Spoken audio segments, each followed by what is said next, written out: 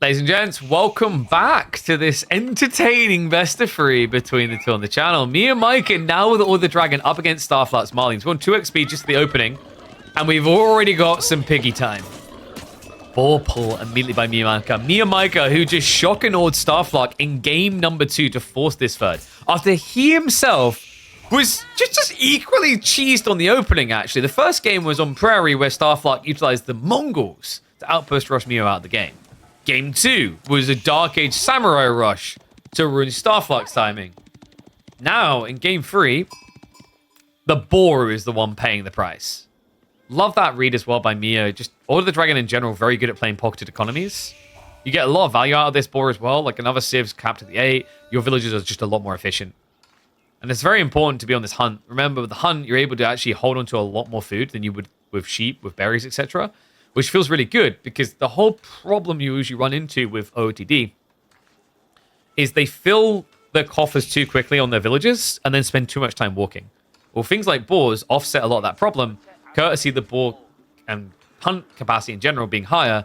But then on top of that, the push cart's giving you an extra 40% to carry, meaning you only have to drop off when you have 35 food. It's very strong here. Mio, with very strong timing, I have to be wondering if we're looking at your traditional Pro Scouts play. It would make a lot of sense. I kind of love the way you play boar here, because by the time like Starlock's going to come out to do something, it'll be gone. In the meantime, you would have got a faster tech up, you could afford the initial men-at-arms, and you can still justify Pro Scouts as well. It looks like it might not be that at all. No, because we have an Archon being built, and we have 0 people on gold. So Miyamika's up to something very different here. On Coastal's actually quite a good map for men-at-arm spam, just because of how linear the map is and how hard it can sometimes be to defend your starting point. Admittedly, Starlock got a really good spawn. This is an easily wallable gold. So an outpost rush attempt would have probably fallen a little bit flat for Mio. Well, I say an outpost rush attempt. If I'm being totally real, when you play Order of the Dragon, usually it's just better to build the spears. The reason is if you go for the outpost rush, the problem you run into is you just don't have enough people to garrison inside to be that threatening.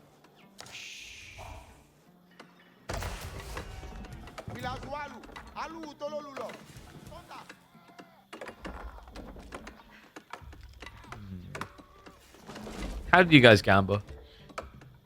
58% for Mio. Really? People gambling against Malians? Did you guys not read your patch notes? They just got buffed.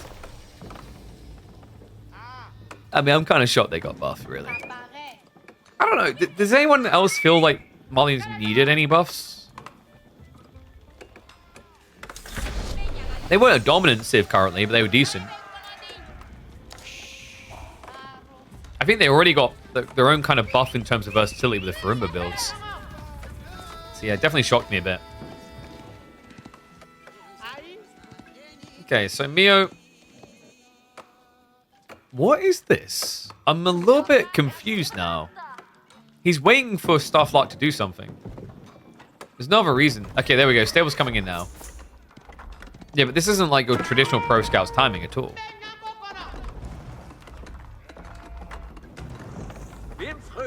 This is very peculiar. So first horsemen are going to be on the way. Is he going to try to block the Pro Scouts blocker? Usually that's Malian's role in a lot of these matchups. I think OOTD included. It's just so much food, man. It's almost like Mio wasn't really expecting that much off of the board, but it's a powerful resource gather.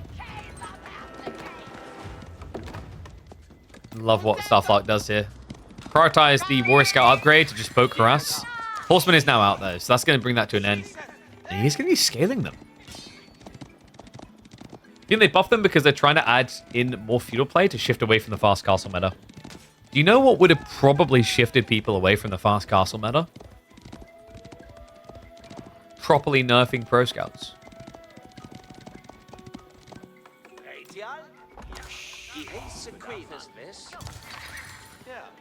I still stand by what I said before. We should have made that part of the video because I don't think I mentioned it there. I said it many times though. I want to see new food sources. If you really want to go about like not having to hard nerf Pro Scouts and people worried about its relevancy, like my personal ideal world I envision is one where sheep gets removed from the game in its current format and you add a lot of different food variety sources. You know, chicken, giraffes, elephants, so on and so forth, bear, right? Just like all these options on the map. And that gives merit to coming out instead of just staying at home where there's no risk. What are the requirements for taking place in the KPMM? The requirements are, go sign up. So we qualify 16 players per week. The top 16 are offered to come back automatically. The other 16 are decided 8 from the ladder, so highest ladder rankings, and then 8 based on tournament elos, which there's a whole spreadsheet that has everyone who's played in tournaments elos there. That's just an English buff because they can use farms. There's going to be an outlier, but I think it's still a better route to a better meta and a better game state, right? I was thinking about this recently, about the idea of, like, imagine if there were areas of the map where if you built farms there, they had a better food gathering rate. I don't think they're going to do that. It's such a crazy change in the game. It would be like overhauling the entire system. It is interesting to think about.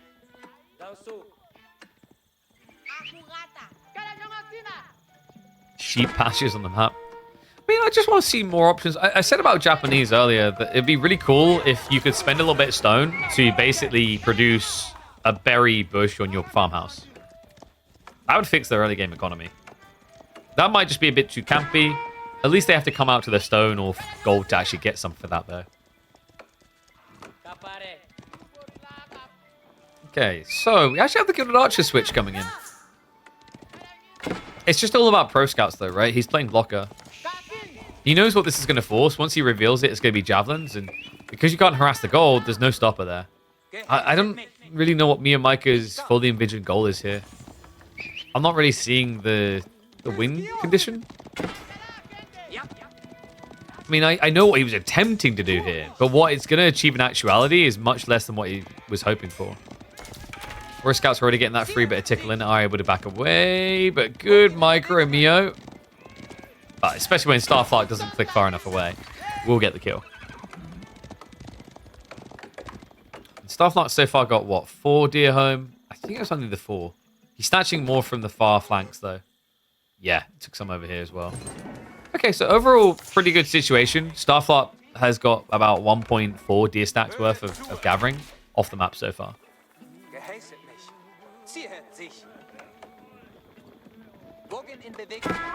Good archers are going to be an initial problem. Starlock really needs to rush a blacksmith. And that is going to be coming through. Because remember, the Gilded Archers start with the base damage of lombos. They almost have the range of lombos too. Wow. Exaggeration there, right? It's 5.5. They're important in this matchup because it means that javelins can't really kite you. Not easily anyway. Because their attack animation's too long, yours is too short. So you can always make up that 0.5 difference.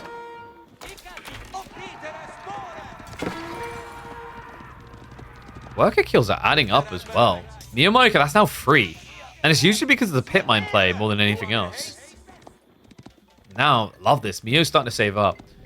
This feels like a Burgrave game.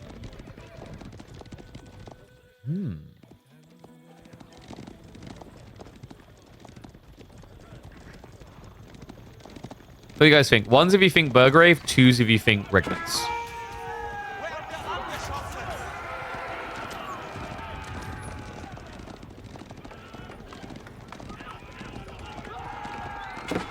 I guess the problem with Burgrave might be food, but remember, it's a different type. Because the reason why Burgrave makes so much sense with his comp, he's got cavalry, he's got archers. The only thing he's missing is infantry to get that robustness going. And against Mastonzos, okay, he's going to Regnants. Yeah, I don't know. I think the Burgrave is like a very good win condition here because of what Starlock's building. Because if you go for just a few men-at-arms and some Lance Nectar, it completely wipes the Donzo line, and javelins aren't good enough at sniping out Lance Nectar. They don't get bonus against light melee. So, yeah, definitely think there was a way for him to play this. I get why he wanted Regnants. Right now, if you look at map control, Starlock is stuck in his base. The key concern here, though, is like, theoretically, once you complete that tech up, Starlock is going to come out of the base. Will you have enough to contest him, is the question.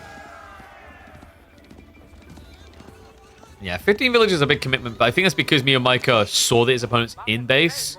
And the logic is, with you pulling away, he might try and pursue you. So you want that age up even quicker. For Mio, now the goal should be to, what? Probably just prioritize the veterancy on good at archers.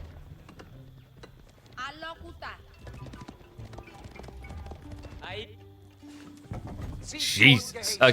It's okay, though. He's making up for the lack of gold mining now. Okay, Mia Micah does things in a funky way. We've had a few players that do this type of thing, though, where they'll just gather everything they need in one resource and then hard pivot onto a different resource type, you know? I'm not going to name names, but I think we can all picture someone in our mind that does that a fair bit.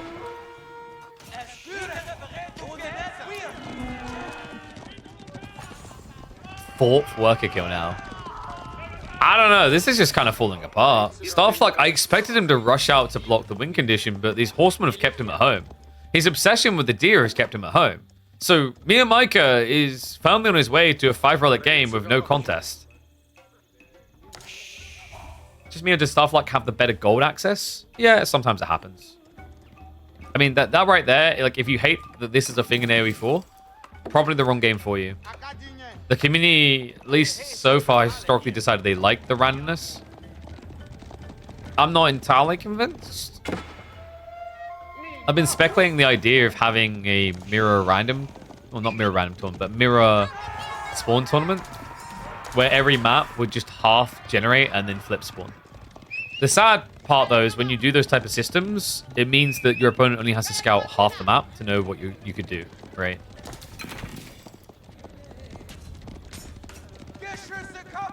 I spoke.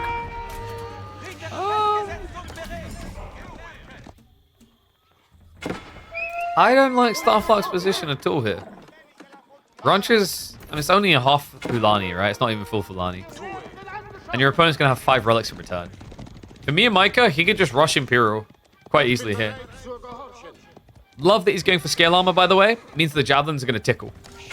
It's basically offsetting most of the bonus damage you take. We do have additional Golden Knights coming. Starlock needs something special and something fast. My issue with his game strategy so far has been no counter pressure after your opponent greeted. This is like a classic, oh no, I'll just go do that thing moment, right? Like and what I mean by that is it used to be the, oh no, he done 2 TC, I'll just go do that thing, being, I'll do 2 TC too. So what kind of happened is, oh no, my opponent went Castle Age. I can't do anything on the map, I'm just going to go Castle 2. Now, normally, in a game where your opponent doesn't get so much value out of relics, that can kind of be okay because you've got Fulani. But against HRE or Order the Dragon, where they're now going to be generating 800 gold passively. That's where it's not okay.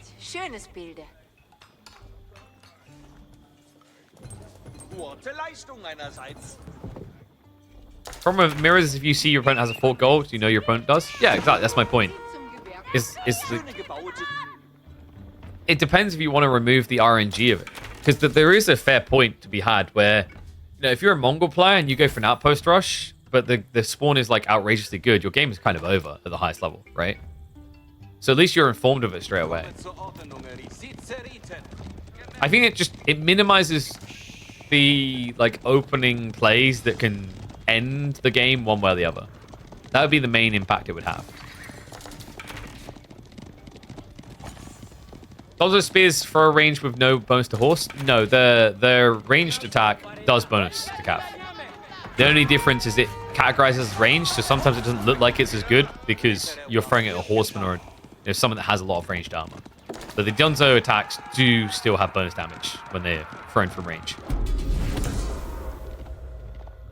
Passive resource production a possible problem for the game design, specifically with all the passive gold going around? I do think there's like quite a lot of passive gold. Maybe a little bit too much. It's weird as well because they keep nerfing the civs that like aren't as egregious. Like the perfect example would be Japanese nerfs we just saw. But, you know, for me, my take is they need to incentivize present actions more.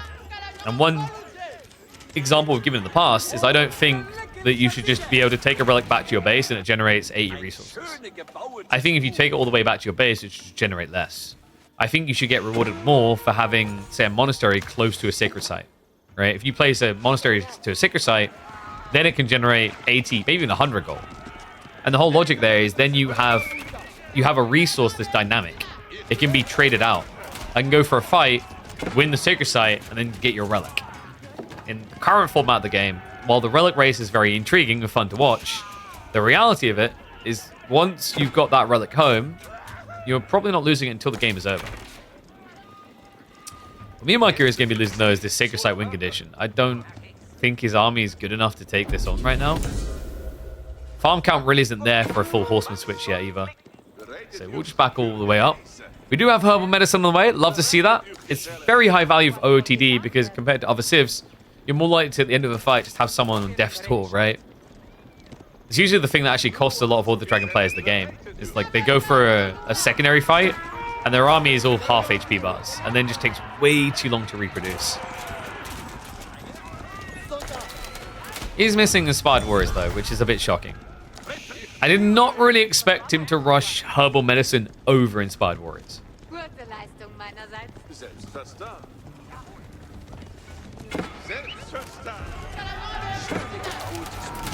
Small placement coming in.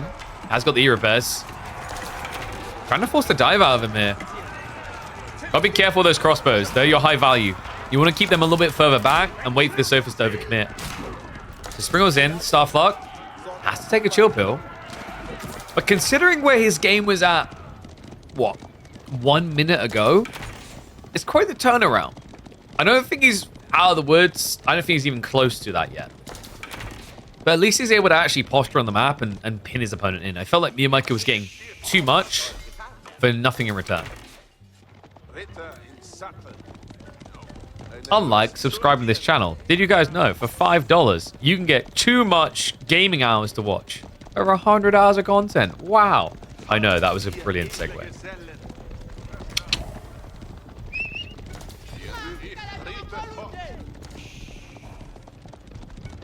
So far Blob should be pretty good here. Miyamika is kind of diversifying everywhere. He's getting the Spearman, which will contest well. Like, funnily enough for Mio, Spearman's kind of the best unit you can just build here. And no Faplop, we aren't with PW anymore. I need to remove that. I'm going to remove that command. Yeah, Protein Works, I've just gone completely dark. So we're exploring new brands to work with.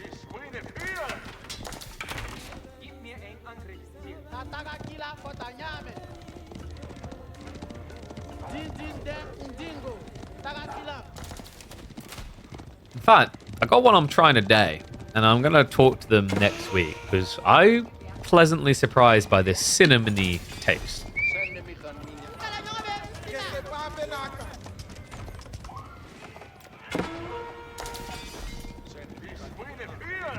If you can take relics from the middle, does it mean auto win? No, no, because the whole point is like the relic's value is in the center. They'd have little value. Think about it this way, right? Imagine you have a tug of war effect across the map. You've got what you've got here. You've got a gradient effect of 0, 0, 1. The closer you are to 1, the more you get. So let's have a base rate on the gold that you gain passive. Let's say it's 100. If you're at 1, that's 100 gold. If you're at 0, that's 0 gold. If you're at like 0.2, that's going to be 20 gold. The whole point then is relics are in a conflicted area of the map. They're a consistent objective. You are rewarded more for taking more risk with them. And you know what the other trade-off is, guys? The other cool thing that it actually impacts upon? Walla lols.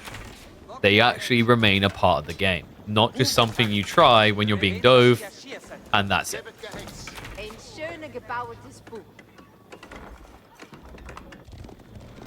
Interesting. So Starlock getting ready to switch fully into local knowledge Musafadi against 30 gilded archers. Huh? That make Order Dragon Nature really good since they can put relics and towers in the middle? Yes, no. Because you can't just rush E-repairs TCs. But the thing I'd say is once you've reassessed that system, you can reassess that element about HRE in my opinion.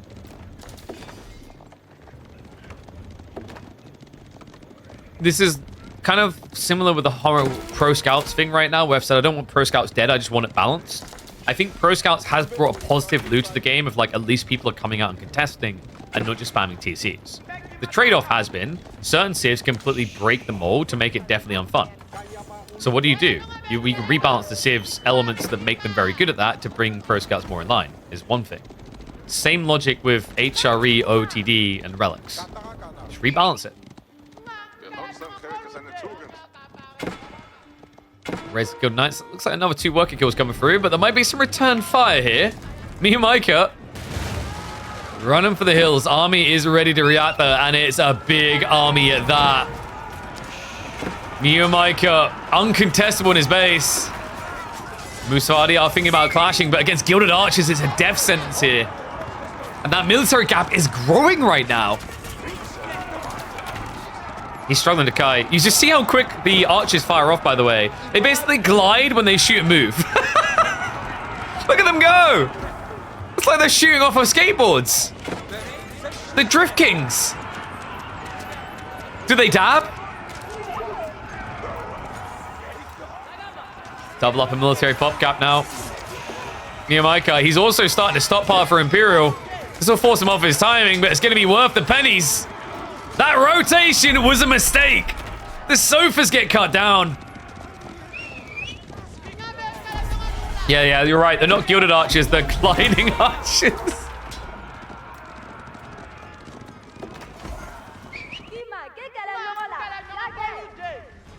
Ah, yes. The biggest threat to me and Micah's economy recently, a wolf. Palace of Swabia now on the way. And I think we might have our victor here in game number 3. Remember, this is just round of 32, but my god, did it already deliver. Awesome game between the two. Winner of this is going to be going up against Beastie, by the way. I think, you know, for like the matchup being close, that's probably a tighter set with Mia winning. That's not an offense to Starlock. I just think Starlock plays a more orderly style. Not that that's necessarily a bad thing when you're trying to like really level up. But Mia Micah is the guy who will come out with something crazy. Something completely wild and off the cuff. Well, the gliding archers have reached their target, and everything is getting massacred. Elite archer upgrades already on the way. And Starlock is dead. He's down to 20 military. One Mango is not going to hold this back. I mean, Mia Micah would benefit from paying attention to her, but it just doesn't matter. It's an A-click for glory. What do you guys think? Gilded Archers, oh, sorry, Gliding Archers. Is it the real #1 unit of the Order of the Dragon? Let me know in the comments and I'll catch you on the next one.